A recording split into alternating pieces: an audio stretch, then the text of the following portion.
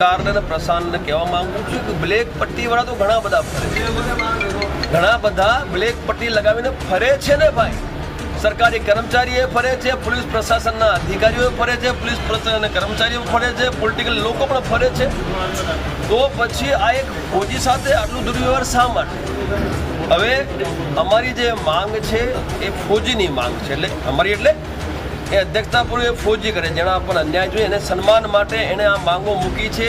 એ આપણા માધ્યમથી હું અહીંના જે એસપી સાહેબ છે ત્યાં સુધી પહોંચાડવા માગું છું કે જે ફરિયાદ થઈ છે એના ઉપર ફોજી ઉપર એ ફરિયાદ ખોટી છે, એને રદ કરવામાં આવે એવું એણે કીધું છે ને, એને અમે સમર્થન કરી દઈએ. બીજું એણે અમને એવું કીધું છે કે જે પોલીસ કર્મીઓ હતા જેમણે એમના ઉપર હુમલો કર્યો છે એ તમામ પોલીસ કર્મીઓનું સસ્પેન્શન થાય અને એમના ઉપર પણ એફઆઈઆર દર્જ થાય, એનું પણ અમે સમર્થન કરીએ છીએ. અમારી તમામ માહિતીથી અપડેટ રહેવા માટે જોડાયેલા રહો S9 ન્યૂઝ સાથે.